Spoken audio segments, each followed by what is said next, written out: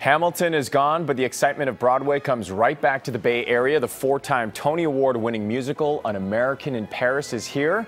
And joining us is one of the stars of the show, Nick Spangler. Nick, thanks for joining us. Absolutely. So, Nick, tell us about the premise of this musical that you're in now. Well, so An American in Paris is based on the award-winning film from, I think, 1951, but it's not just the film put on stage. It's we're kind of inspired by the film. It's set to beautiful Gershwin music. It tells the story of an American soldier who decides to stay in Paris after World War II is over to pursue his passion for painting and art, and he's fallen in love with the city, and he ends up falling in love with a girl as well. Right. So it really turns into a love story. My character is actually a Parisian in Paris, and the young girl is engaged to me. So this American comes in and sort of throws a wrench into things, yeah, and it just gets real complicated and crazy. But at the same time, you're seeing a city that is dealing with the aftermath of World War II and a 4-year Nazi occupation, and kind of figuring out what it is to live normal life again after this huge world conflict. Tell me a little bit about your role. Is this a type of role that you've been preparing for? Is this the type of role that you've wanted to kind of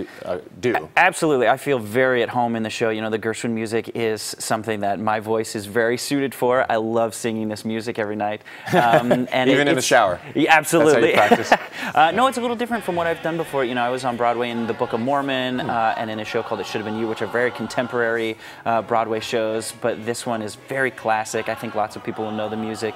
But it's great. Our director and choreographer, Christopher Wheeldon, just created a really magical thing. It's this cool combination between musical theater and ballet. There's a lot of dance, a lot of the story is told through dance, and I think I've had a lot of audience reactions saying, I can't believe how beautiful it was and how much I understood everything, and nobody was even speaking or singing.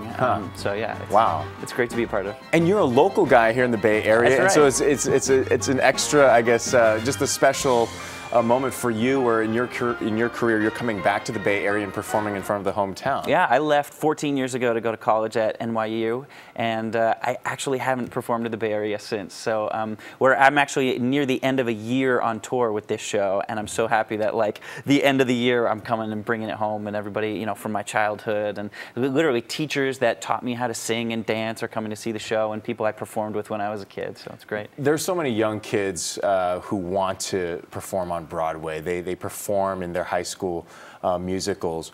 What's that journey like from high school to the point where you can actually do that as a professional? It's crazy. I mean, I started performing when I was 5. I was in The Wizard of Oz at the Los Altos Youth Theater down in the South Bay. And it's just, I knew immediately it's what I always wanted to do. You know, in junior high, people were like, oh, what do you want to do? What do you want to study and go to college for? And I was like, oh, theater. That's absolutely what I'm doing. I want to go to NYU. I just knew. Yeah. But it's crazy. There's just, the profession is so wide-reaching. I mean, you can specialize in so many different things that it's really, you just have to learn as much as you can and try and get as good as you can at so many different things. And then everybody's journey through it is just totally different, because some people find success immediately, some people it takes a decade or two, and some people find it on film and television, some people find it on stage. So you almost never know what it's going to bring. So it's exciting, but it's also terrifying. That's what life is all about, right? Absolutely. We don't have too much time, but I do have to ask you, I heard you're the winner of the reality series This Amazing Race, which is on CBS, on KPIX 5. Kind of jealous. What was that like? Oh, it was insane. So it was like our family show when we were growing up, and my sister and I, when she turned 21, she said, we have to audition. So we auditioned, we got cast on the show, and then if you watch our season, we ended up doing really well and crossed the finish line first, and that was, I mean, it was life-changing. It was really cool. That is amazing. Yeah, and you get to travel too, all right. Yeah, around the planet, right? It was insane. Nick, thanks so much for joining us here this morning, and congratulations. Don't forget, An American in Paris is playing at the SHN Orpheum now through October 8th. For tickets, you could go to shnsf.com. That's it for this week. Be sure to visit our website, cbssf.com/BaySunday, and our Facebook page, where you can pitch us your stories and give it a like while you're there. Thanks for watching. Have a wonderful Sunday, and we'll see you next week.